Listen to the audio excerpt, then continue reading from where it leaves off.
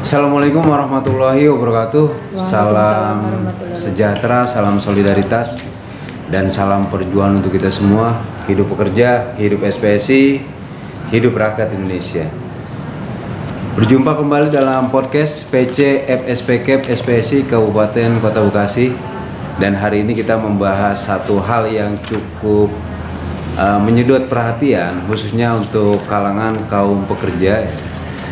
Jadi seperti kita ketahui semua kawan-kawan, bahwa Undang-Undang Nomor 6 Tahun 2023 pengesahan atas peraturan pemerintah pengganti Undang-Undang Nomor 2 Tahun 2022 yang telah ditetapkan menjadi Undang-Undang tentang Cipta Kerja ini telah disahkan oleh pemerintah pada tanggal 31 Maret tahun 2023.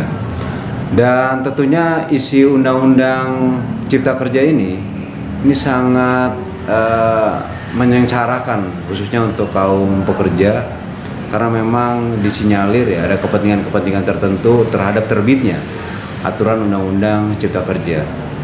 Perlindungan, kesejahteraan, dan seterusnya ya terkait dengan degradasi yang ada dalam undang-undang ini begitu terlihat, begitu nyata, dan tentunya hal ini sangat merugikan kaum pekerja. Dan SPSI, Serikat Pekerja Seluruh Indonesia, tentu tidak tinggal diam. Aksi di jalanan, aksi di lapangan dalam rangka melakukan penolakan lahirnya Undang-Undang Nomor 6 Tahun 2023 tidak pernah berhenti kita lakukan. Aksi ini pun ternyata bukan hanya menjadi konsumsi atau menjadi perlawanan untuk kaum pekerja, tapi ternyata akademisi, mahasiswa juga melakukan hal yang sama. Dan tentunya kita tidak bisa hanya melakukan aksi, karena di negara ini telah diatur juga bagaimana kita juga dapat menggugat sebuah aturan pemerintah agar kemudian ini bisa dibatalkan ya melalui Mahkamah Konstitusi. Dan hari ini ya di tengah-tengah kita telah hadir Bu Endang Rohani, jadi salah satu kuasa hukum Gekanas yang menjadi kuasa kita untuk memproses judicial review yang saat ini berproses. Bu Endang, gimana kabarnya hari ini, Bu? Alhamdulillah baik, Bu Memang sehat. Alhamdulillah, Bu, saya juga sehat, Bu. Ya, jadi Bu Endang ini memang cukup sibuk ya. Memang selain dia juga menjadi advisor ya, Bu, untuk tim bidang advokasi di PCKP, beliau juga menjadi advisor untuk Federasi Lem SPSI. DPC-nya. DPC Bekasi ya, Bu. Ya, jadi langsung saja Bu Endang ya. Jadi ya kita ternyata tidak berhenti ya untuk kemudian disengsarakan bahasanya dalam tanda kutip ya oleh pemerintah. Ya, ternyata pemerintah tidak pernah berhenti ya untuk menyengsarakan kaum pekerja ya, dengan melahirkan norma-norma baru, melahirkan ketentuan-ketentuan baru yang sangat merugikan kaum pekerja. Ya, melalui Undang-Undang Nomor 6 Tahun 2023. Jadi Bu Endang, sebetulnya seberapa parah sih gitu kan? Kenapa kemudian Undang-Undang Nomor 6 Tahun 2023 ini kita harus lakukan judicial review ya, baik klaster ketenagakerjaan maupun klaster ketenaga listrikan. Ya. Kalau mengacu pada isinya sebenarnya ini kan Undang-Undang Nomor 11 Tahun 2020 tentang Cipta Kerja gitu ya. Isinya itu persis nggak ada perubahan gitu, sehingga sejak masih Undang-Undang Nomor 11 Tahun 2003 kan kita juga ngajuin GR ya untuk Gekanas sendiri. Kita waktu masih Undang-Undang 11 Tahun 2003 kita menjadi satu permohonan itu gugatannya permohonannya untuk klaster ketenaga kerjaan dan ketenaga listrikan gitu ya. Nah, untuk yang sekarang, karena waktu GR yang pertama Undang-Undang Nomor 11 Tahun 2020 waktu itu kan akhirnya diputuskan inkonstitusional bersyarat gitu ya. Nah, seharusnya diperbaiki sampai November 2023 ini, tapi ternyata di akhir tahun 2020, ingat banget ya, 30 Desember itu pemerintah mengeluarkan Perpu ya 30 Desember 2022 mengeluarkan Perpu yang isinya sama dengan Undang-Undang Nomor 11 tahun Perpu isi sama dengan 11 tahun 2020 ya. Nah, tentu saja kita menjiar juga nih Perpu karena kami anggap juga syarat-syarat kegentingan memaksa yang juga sudah diputuskan oleh MK tidak terpenuhi gitu. Pada saat kita menjiar Perpu, ternyata oleh DPR Perpu itu diputuskan gitu ya menjadi undang-undang, sehingga kita untuk Perpunya kehilangan objek ya, bahasanya begitu di MK, kehilangan objek. Nah, kita tentu tidak menyerah karena sejak awal Gekarnas memang ingin merubah setidak-tidaknya klaster ketenagalistrikan dan klaster ketenagakerjaan gitu ya, untuk supaya tidak seperti yang ada sekarang gitu. Itulah kenapa kita terus saja men-JR ini gitu. Satu alasan yuridis formalnya seperti itu gitu. Tetapi saya sendiri sebelum Gekarnas atau teman-teman KEP dan serikat-serikat lain setuju untuk JR, saya juga ikut yang mendorong ya untuk kita harus men-JR undang-undang yang kita anggap tidak sesuai dengan Undang-Undang Dasar 1945, karena undang-undang UUD kan udah menyediakan itu ya, kita harus kerjakan karena menurut saya sendiri ini sebuah perlawanan terhadap pembentuk undang-undang ya, supaya tidak ada kesenangan-wenangan dalam pembentukan undang-undang gitu, sehingga para pemimpin yang diberi kewenangan untuk membentuk undang-undang ya harus membuat undang-undang sesuai aturan pembentukan undang-undang dan lebih memikirkan untuk kepentingan rakyat gitu ya. Dan untuk Gekarnas berarti yang digugat di Undang-Undang Cipta Kerja ini adalah klaster ketenagalistrikan dan klaster ketenagakerjaan. Tetapi karena klaster ketenagakerjaan sebenarnya kan ada 4 bagian ya kalau nggak salah, ketenagakerjaan, kemudian BPJS, kemudian soal buruh migran ya, ada 3 bagian. Nah, kita hanya mengambil yang ketenagakerjaannya saja untuk apa yang merubah Undang-Undang Nomor 13. Sedangkan BPJS dan buruh migrannya kita tidak ambil gitu.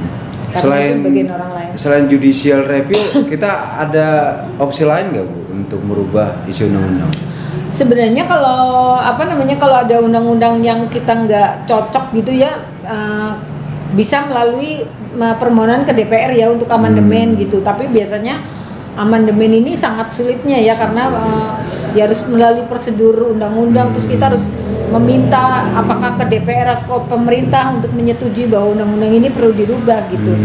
Nah, kalau yang tanda kutip memang yang paling praktis adalah ke MK, sepanjang kita menemukan bahwa undang-undang ini memang melanggar pasal-pasal yang ada di dalam Undang-Undang Dasar 1945 gitu. Jadi kalau di MK cantelannya kita harus melihatnya membandingkan pasal yang ada di dalam undang-undang itu dengan dia ada di Undang-Undang Dasar 1945 itu gitu. Itu yang harus benar-benar itu harus bisa kita menunjukkan itu gitu. Berarti selain judicial review kita bisa amandemen. Amandemen sebenarnya bisa. Dengan tahapan-tahapan yang memang telah diatur tuh untuk perubahan undang-undang. Iya. Tapi karena prosesnya lama gitu kan. Lama dan kemungkinan DPR juga nggak berpihak sama kita gitu ya.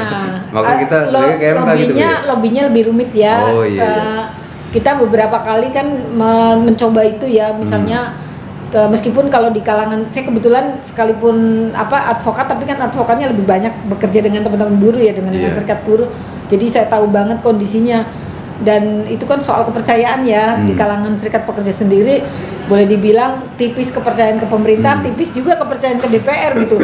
Kalau kita mau amandemen, bener nggak sih orang itu ngomong sesuai dengan yang kita harapkan gitu.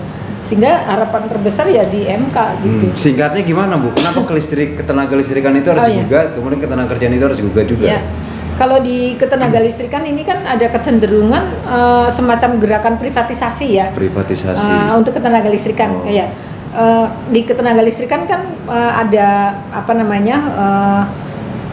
pembangkitnya ya, pembangkit, kemudian ada transmisi, ada distribusi, ada penjualan gitu ya. Nah, ini yang sepertinya lagi diusahakan untuk pembangkitan ini atau yang produksi ya, bagian produksinya tuh dikuasai swasta, terus nanti transmisinya mungkin masih punya negara PLN atau apa gitu, terus kemudian distribusinya ini penjualannya PLN gitu. Nah, yang sekarang itu kecenderungannya PLN itu seperti kalau di distribusi apa, kalau ada barang dagangan seolah-olah kita hanya bagian PLN-nya itu bagian pengecernya aja gitu. Oh, iya. Nah, dalam teori perdagangan kan sepanjang kamu tidak bisa produksi, kamu tidak bisa apa namanya berproduksi kemudian mengatur distribusinya, apa transmisinya ya, transmisi kan pengelolaan ininya ya, terus distribusinya ya kamu tidak bisa mengatur harga gitu.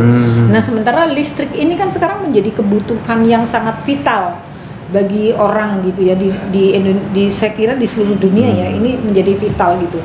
Nah, kalau pemerintah tidak bisa menguasai ini, artinya tidak bisa menguasai produksi, tidak bisa menguasai transmisinya, distribusinya juga nggak bisa, otomatis dia juga tidak bisa menguasai harga. Itu teori sederhananya begitu ya, untuk bisa dipahami kenapa Dekànas bersetuju untuk kita melakukan judicial review terhadap ketenagalistrikan, karena kita ingin mencegah jangan sampai ketenagalistrikan ini lebih banyak dikuasai oleh swasta daripada dikuasai oleh negara gitu. Kita berharap bahwa negara masih menguasai produksi, menguasai transmisinya, menguasai distribusi sehingga bisa mengatur penjualannya gitu. Itu yang apa sederhananya seperti itu. Meskipun sebenarnya agak rumit-rumit ya, saya sendiri kalau ya mendengarkan teman-teman listrik suka wah apa ini gitu. Tapi teori sederhananya itu seperti itu. Kita ingin mempertahankan bahwa listrik ini harus sebesar-besarnya dikuasai oleh negara. Tetap dikuasai oleh sehingga negara. Harga harus tetap dikuasai oleh negara gitu. Oh, berarti kalau Cipta Kerja ini ternyata untuk klaster ketenagalistrikan ada rencana dari pemerintah untuk memprivatisasi kelistrikan gitu kan? Banyak yang kayak apa? Ya itu ya bahasanya kayak yang akan lebih dibebaskan gitu ya, karena kan ya kan harusnya bisa dong PLN mungkin kan nggak bisa seluruhnya. Mungkin pernah ya mendengar Menteri BUMN misalnya mengatakan bahwa kan listrik PLN tidak sanggup menangani semua, ya udahlah nggak apa-apa dibagi-bagi. Nah, itu kita harus hati-hati sekali membacanya ya. Kalau teman-teman mungkin nanti pernah membaca atau bagaimana tahu orang bisnis ya, kalau itu kan permainan di dunia bisnis itu sedemikian rupa gitu, sehingga sebenarnya prinsip besarnya adalah kita judicial review di ketenagalistrikan adalah menjaga sebesar-besarnya pemerintah tetap menguasai di ketenagalistrikan ini, baik dari produksi, dari transmisi, dari distribusi dan penjualannya. Yang paling utama adalah pemerintah harus punya kekuasaan untuk penetapan harganya. Gitu. Ya artinya kalau misalnya ternyata undang-undang ini melenggang mulus begitu saja, bisa saja nanti Bu ya, dengan bahasa sederhana, biaya listrik ini harganya menjadi mahal. Itu yang sebenarnya kan sekarang udah teman-teman suka mulai ngamuk-ngamuk ya gini, apa sih listrik naik lagi, atau kalau nggak gini, pernah dengar nggak, kok PLN utangnya banyak banget gitu ya, padahal kan kita bayar tiap bulan. Kalau kita telat, kalau yang masih bulanan ya, kalau yang token kan tergantung kita, tapi kalau yang listriknya bulan kita bayar nggak pernah telat, kalau telat pun langsung diputus gitu, kenapa rugi gitu. Nah itu sebenarnya ada persoalan di situ. Yang tadi diproduksi oleh swasta, sebenarnya ada undang-undang yang mengatur boleh swasta memproduksi untuk dirinya sendiri. Nah tetapi celakanya ada aturan yang membolehkan ketika si swasta ini memproduksi tapi kelebihan, maka dia harus jual ke PLN. Nah ininya kalau misalnya gini, PLN kan hanya sanggup menjual 50 gitu ya, dia udah produksi sendiri 50, ini ada yang kelebihan menjual 25 misalnya ke PLN. Nah ada aturannya mengatakan bahwa kalaupun kamu nggak memakai yang 25 itu kamu harus bayar. Dan itu yang lebih, menurut orang yang ahli di bidang itu, katanya inilah yang menyebabkan kenapa PLN rugi melulu, karena membayari produksi swasta yang PLN sendiri. Terus terang aja, untuk menurut informasinya di Pulau Jawa ini listrik kita sudah surplus gitu. Oh, surplus ya. Sehingga produksi dari swasta tentu saja menjadi nggak kepake gitu kan. Tidak diperlukan ya. Tidak diperlukan. Wah, nah itu yang salah satu akan kita cegah. Kalau yang di daerah-daerah yang sudah surplus kayak Pulau Jawa, tidak dibenarkan untuk swasta memproduksi untuk kepentingan PLN. Itu hanya boleh di daerah-daerah yang terpencil yang PLN sendiri belum punya transmisinya gitu, belum bisa memproduksi ke sana gitu. Itu yang salah satu yang harus kita buat gitu. Berarti JR, Undang-Undang Cipta Kerja, klaster ketenaga listrikan. Iya. Ternyata ini sebetulnya kita juga sedang coba membela gitu kan. Iya, sangat. Kepentingan rakyat umum. Rakyat gitu, Indonesia Bu. itu bukan hanya pekerja. bukan tenaga, Oke, bukan Bu. pekerja doang. Lalu mungkin bisa dijelaskan secara singkat Bu, gambaran kenapa kita harus melakukan judicial review ya terkait dengan klaster ketenaga kerjaan. Iya, kalau klaster ketenaga kerjaan ini sebenarnya kita kan agak lumayan banyak ya Iya. bagian-bagiannya gitu. Nah, yang tentu yang paling sering banget diniin misalnya soal PKWT ya. Soal PKWT yang teman-teman tahu lah di undang-undang yang baru itu kan justru boleh sampai 5 tahun gitu ya. Itu kan menghilangkan harapan ya teman-teman pekerja untuk bekerja menjadi permanen gitu ya. Kemudian soal outsourcing, yang PKWT juga yang tidak ada batasan jenis pekerjaan. Kalau yang Undang-Undang Nomor 13 kan masih dibatasi. Betul. Terus kalau yang core bisnis dulu nggak boleh, kalau sekarang kan nggak ada batasan gitu. Itu salah satunya ya. Yang juga menjadi keributan teman-teman juga kan soal PHK ya. Terutama sekali sebenarnya kalau di PHK itu, kalau teman-teman pekerja mungkin lebih banyak ke fokus soal pesangon ya. Tetapi sebenarnya yang paling signifikan sekali yang kita ributin justru soal prosedur PHK-nya. Prosedur PHK. Kalau yang di dulu kan kalau ada yang harus terjadi PHK maka harus dibicarakan dengan serikat gitu ya. Kalau yang sekarang kan enggak. Kalau terjadi PHK ya beritahukan aja gitu. Terus ada alasan terjadinya PHK, itu juga yang menjadi perhatian besar ya bagi kita. Alasan kalau zaman dulu kan bahwa kalau perusahaan mau tutup atau efisiensi kan harus ada membuktikan kerugian 2 tahun gitu ya dengan akuntan publik gitu ya. Kalau yang di undang-undang yang sekarang kan ada yang menyebutkan bahwa kalau dikhawatirkan mengalami kerugian gitu ya. Terus apalagi ada beberapa alasan yang itu sangat mencemaskan ya bagi pekerja gitu, yang alasan belum bisa dibuktikan gitu ya, yang bisa menjadi PHK. Sederhananya adalah di undang-undang yang baru ini sangat-sangat mudah untuk memutuskan orang menjadi ter-PHK. Yang kedua, karena kita concern dengan serikat, tentu saja lebih mengabaikan fungsi serikat. Karena di yang terbaru kan tidak dibicarakan dengan serikat, diberitahukan langsung kepada yang bersangkutan. Kalau yang bersangkutan menolak, kemudian ya baru dibicarakan dengan serikat. Di serikat menjadi tidak difungsikan sebagaimana seharusnya sesuai dengan Undang-Undang Nomor 21 Tahun 2000 tentang serikat pekerja, serikat buruh ya. Ada beberapa ini nanti kalau terutama untuk teman-teman yang anggota KEP tentu bisa membaca permohonannya karena kita udah pernah share ya di grup ya. Berarti banyak hal yang mendegradasi sebetulnya Bu ya? Iya, itu sih lebih soal itu ya. Berarti Perubahan-perubahan lebih banyak ke degradasi sih. Berarti kalau kita mengibaratkan kita coba mengilustrasikan mungkin beberapa tahun ke depan udah nggak ada lagi mungkin karyawan tetap Bu ya? Ya kalau bisa masa kerjanya 5 tahun tuh kontrak tuh gitu kan. Kontrak terus, makanya kalau saya mengingatkan teman-teman kalau yang nggak paham gitu nanti kalau punya anak perempuan, kalau sekarang kan gini suka ditanya, kok si Anu belum menikah? Iya soalnya pacarnya belum kartap gitu kan, suka kayak gitu ya di masyarakat ya. Kalau nanti kalau kita biarkan ini udah nggak bisa lagi ngomong begitu karena kemungkinan kartap akan menjadi hilang. Wah gitu. Luar biasa ya, begitu mendegradasi undang-undang Cipta Kerja khususnya klaster ketenaga kerjaan. Iya. Baik Bu, kita juga telah tergabung sebetulnya Bu di Gekarnas ya, untuk memproses judicial review ini. Mungkin bisa digambarkan Bu beberapa federasi yang ikut dalam gerakan Gekarnas. Untuk ketenaga listrikan sendiri seluruhnya ada 119 pemohon ya. 119 pemohon. Nah, 10 diantaranya adalah lembaga, artinya organisasi ya. Itu, nah dari kedua ini saya tidak membacakan urutannya ya, maksudnya kalau di ketenaga listrikan tentu teman-teman kelistrikan yang di nomor utamakan. Kalau di ketenaga kerjaan teman-teman serikat pekerja yang lain yang diutamakan, tapi ke-10 itu adalah tentu nomor 1 KPSPSI ya untuk ini di ketenaga kerjaan, nomor 2-nya adalah Persatuan Pegawai Indonesia Power, ini bagian dari ketenaga listrikan. Kemudian Federasi Serikat Pekerja Indonesia FSPI, kemudian ada PPMI 98, Persaudaraan Pekerja Muslim Indonesia 98, kemudian ada Serikat Pekerja PLN, kemudian ada Serikat Pekerja FSP KEP KSPI, kemudian ada SPPJB Pembangkit Jawa Bali, ini juga yang ininya produksi listrik. Kemudian ada Serikat Pekerja Pariwisata Reformasi bergabung di KSPI mereka.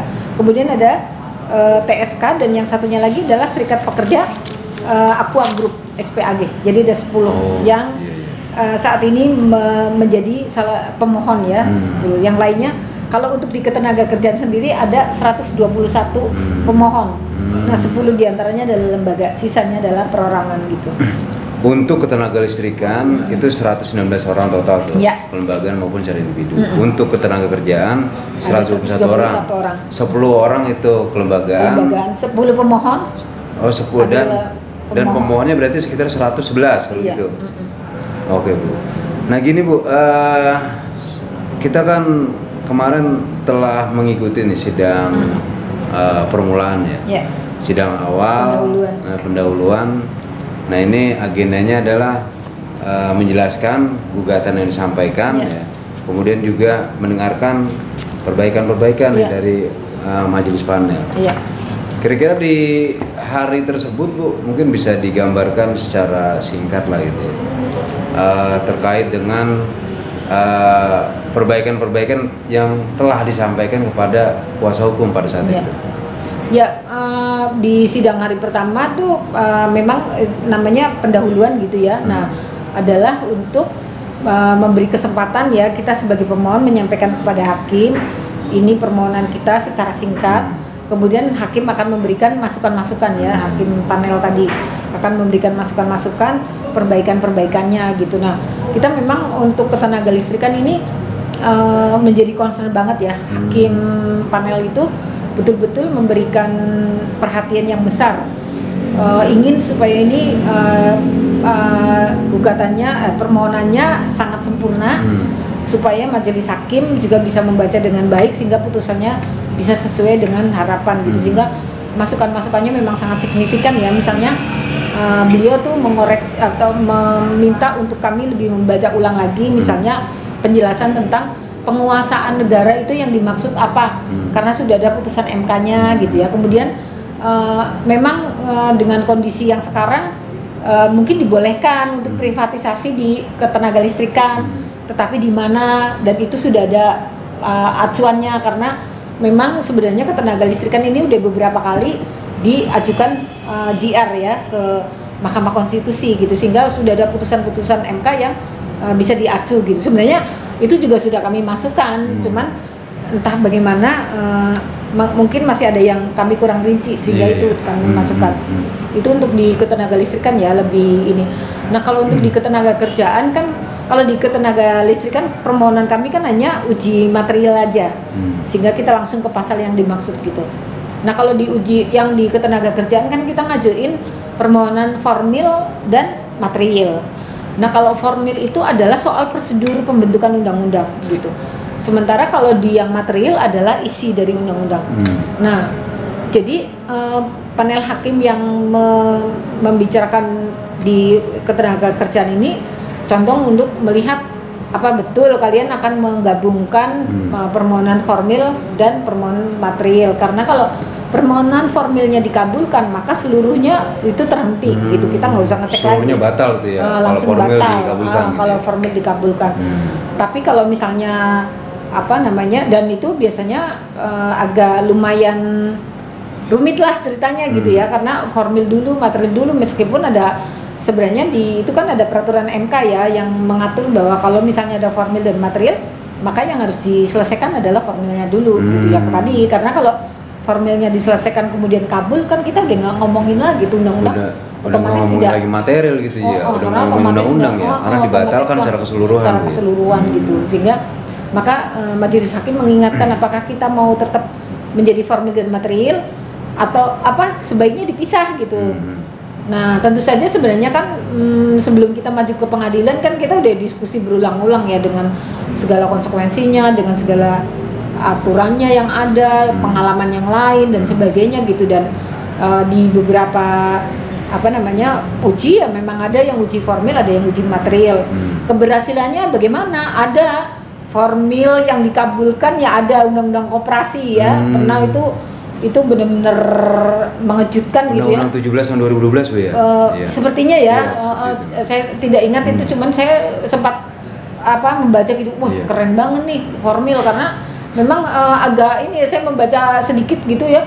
Wah, koperasi kok tidak bisa membedakan dengan perseroan terbatas gitu, padahal koperasi kan itu ekonomi dibatalkan rakyat secara keseluruhan Bu ya? Secara keseluruhan gitu. Dan artinya ada undang-undang yang dibatalkan secara keseluruhan gitu. Ada, dan itu bukan satu-satunya sebenarnya, ada lagi, cuman saya nggak ingat. Termasuk undang-undang cipta kerja Bu.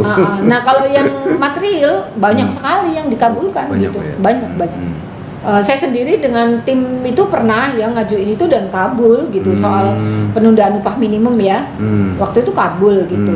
Jadi yang waktu itu kalau nggak 2016 tuh kalau nggak salah kita ngajuinnya, terus putus 2017. Nah kami langsung mengirim surat ke semua gubernur ya untuk mengingatkan bahwa ini tentang penundaan upah minimum sudah ada putusan MK. Tolong kalau mau memberikan penundaan itu adalah menjadi hutang.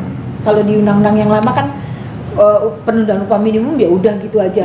Sehingga kami merasa wah, kita menemukan di lapangan 10 tahun menunda upah minimum terus gitu. Kalau lu nggak pernah untung ngapain usaha di situ kan? Sehingga kita ajukan hakim MK-nya, wah bener nih merugikan rakyat gitu ya. Itu nggak sesuai dengan Undang-Undang Dasar 1945, sehingga kabul gitu. Dan satu-satunya kalau saya ingat banget tuh Gubernur Jawa Barat tuh yang tidak menjawab surat kami, tapi di putusan waktu penundaan upah minimum langsung disebutkan bahwa upah minimum ini boleh ditunda sehingga pada bulan yang kesekian kamu harus mengembalikan yang ditunda itu, namanya juga ditunda. Artinya artinya kembali kepada substansi pertanyaan kami Bu, bahwa agenda sidang pertama pada tanggal 8 dan tanggal 9 Mei yang lalu ya, yang berisi penjelasan dari kuasa hukum yang kemudian direspon oleh majelis hakim ya mengenai perbaikan-perbaikan yang dilakukan. Itu sebetulnya hal yang biasa Bu ya. Hal yang biasa dan tinggal nanti diperbaiki gitu kan ya. Ini kita diberikan waktu berapa lama nih untuk melakukan perbaikan? Perbaikan kita dikasih waktu 14 hari. 14 hari kalender ya Bu? Iya. Nah jadi nanti kita harus mengembalikan paling lambat tanggal 22 untuk ketenaga listrikan pukul 13.30, untuk ketenaga kerjaan juga tanggal 22 pukul 14 gitu ya. Nah kalau tanggal itu kita pada hari itu tidak memberikan, ya sudah berarti kita dianggap tidak melakukan perbaikan. Sidang akan diteruskan, ya diteruskan, kami konsekuensinya misalnya nanti akan dilihat oleh majelis hakim apakah boleh dilanjutkan atau kita dianggap tidak memenuhi syarat misalnya kayak gitu. Oh, walaupun tidak melakukan perbaikan sesuai dengan tanggal waktu yang telah ditetapkan, sidang tetap berlanjut Bu? Iya. Oh, nggak di NO gitu Bu? Belum, nanti kan mereka pas ada perbaikan ada sidang lagi kan, penyampaian lagi nih perbaikan kami, lagi baru majelis hakim akan mempleno lagi untuk memutuskan apakah ini lanjut atau tidak. Kalau lanjut berarti kita akan ada panggilan sidang untuk agenda selanjutnya. Ya tadi juga disampaikan oleh Bu Endang kawan-kawan ya. Artinya ada undang-undang yang secara keseluruhan bulat nih ya. Ini dibatalkan secara keseluruhan. Oleh siapa? Oleh Mahkamah Konstitusi. Tadi disebutkan oleh Bu Endang undang-undang tentang perkoperasian ya Bu. Undang-undang 17 tahun 2012. Itu uji formil, uji material pun ternyata banyak gitu kan. Pasal 158 ya terkait dengan pelanggaran berat ya. Di Undang-Undang 13 tahun 2003 dan ternyata banyak pasal lain tadi terkait dengan pengupahan. Artinya peluang kita gitu kan agar kemudian gugatan kita ini bisa dikabulkan oleh majelis hakim ya. Kita pikir terbuka ya Bu Ena? Iya, sangat. Sepanjang kita bisa menjelaskan ya tadi, karena kalau di MK kan uji material itu batu ujinya Undang-Undang Dasar 1945. Yang penting kita bisa menjelaskan. Misalnya undang-undang ini begini, ini menyebabkan kita kehilangan hak konstitusi kita, misalnya soal kalau upah minimum kita akan mengatakan bahwa setiap warga negara kan berhak atas penghidupan yang layak bagi kemanusiaan. Nah, kalau ini upah menyebabkan bahwa dia tidak mencapai kehidupan yang layak bagi kemanusiaan, kan berarti dia melanggar, misalnya karena tentang upah minimum ada ketidakpastian gitu ya. Nah itu bisa, nah itu uji apa batu ujinya di situ gitu. Yang penting kita bisa mengkaitkan antara pasal yang kita uji dengan Undang-Undang Dasar 1945.